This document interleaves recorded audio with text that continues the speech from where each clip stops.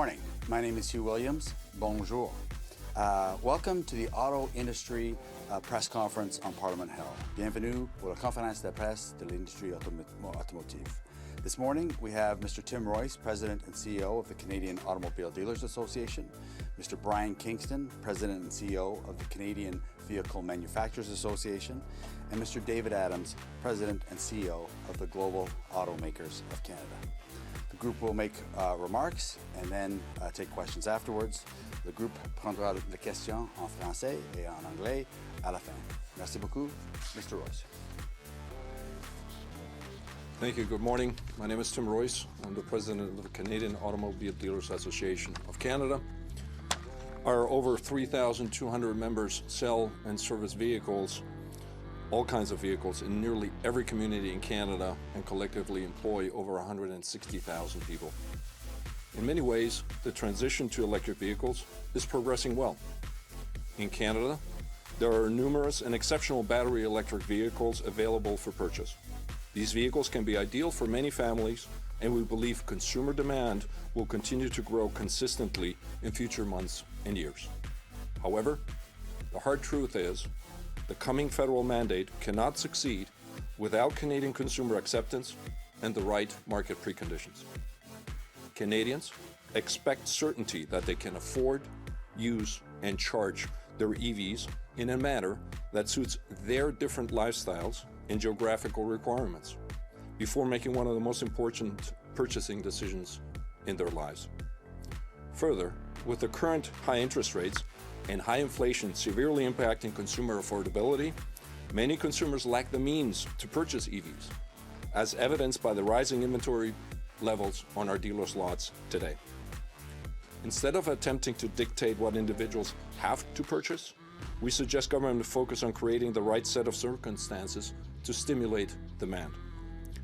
It is important to note that dealers across Canada are investing hundreds of millions in charging infrastructure and technology to lead the transition to electric vehicles. This is on top of the billions spent by Canadian and worldwide vehicle manufacturers.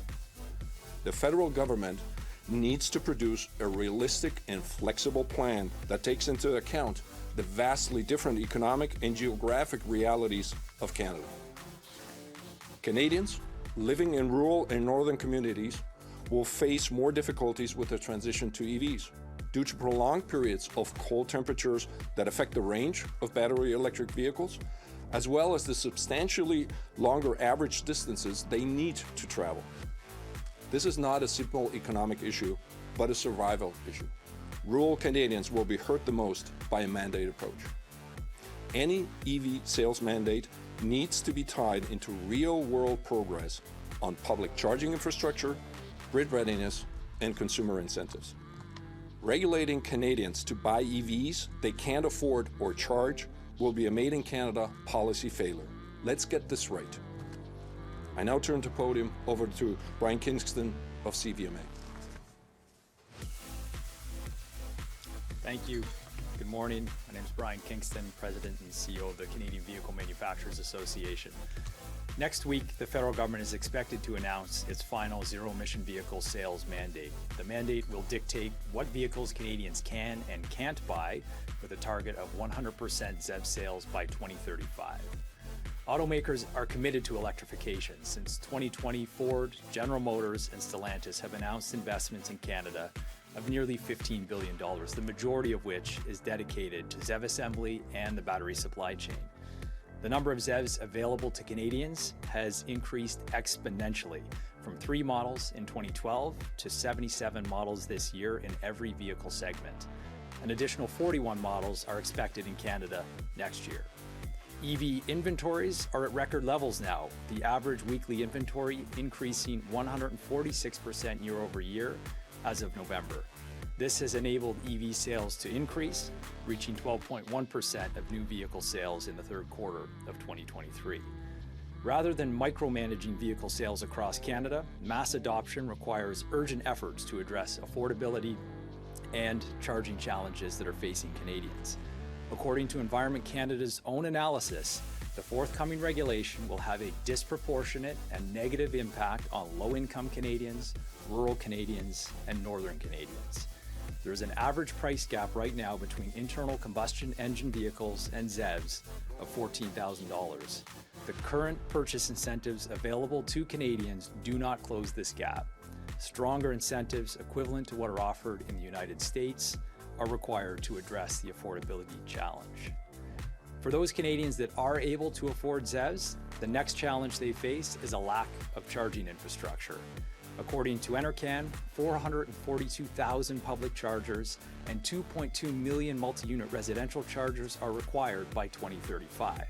There are currently only 25,000 public chargers available to Canadians and no plan to close the gap. The Commissioner of the Environment and Sustainable Development came to the same conclusion, quote, "There remains a large gap between the current number of charging stations and those needed by 2035. The Commissioner also found that if the number of charging ports does not keep pace with the ZEV sales targets, there is a risk that these targets will be unachievable. Right now, approximately 6,000 public chargers come online annually across Canada. To reach the target the government has established, we would need to see 35,000 new chargers built every single year until 2035. And these challenges are not unique to Canadian consumers. The federal government has established its own target of converting 80% of the federal fleet to ZEVs. Today, less than 3% of the fleet is electrified. And at the current rate of deployment, the government will reach just 13% by 2030. The forthcoming ZEV mandate will leave Canadians out in the cold. Fortunately, there is a better way. We're calling on the government today to help Canadians make the switch to electric with the supports required, not mandate what they can and cannot buy. Thank you. I'd like to invite David Adams. Thanks, Brian. My name is David Adams, President of the Global Automakers of Canada.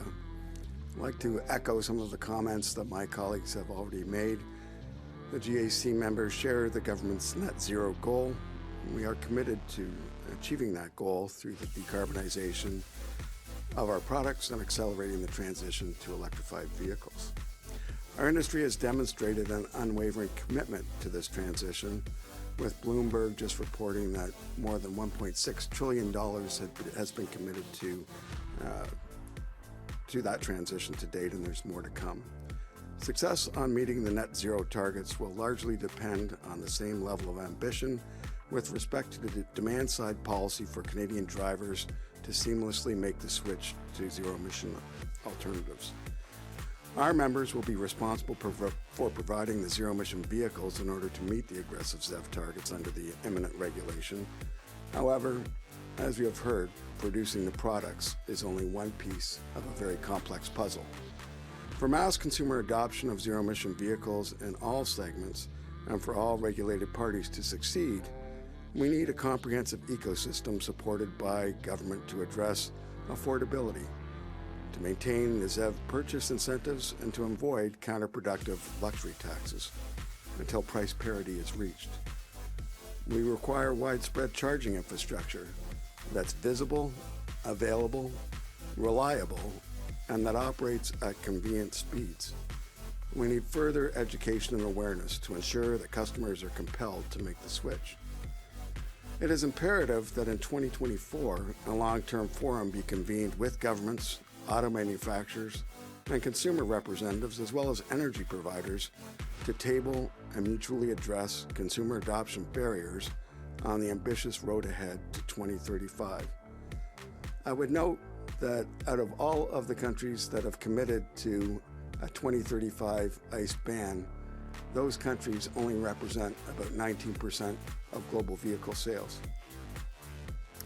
It will be important to have a transparent and ongoing review process as we move forward towards the legal regulatory targets, along with the willingness of the government to course correct if the targets prove unattainable due to external conditions. Thank you very much for paying attention to us this morning. Thank you.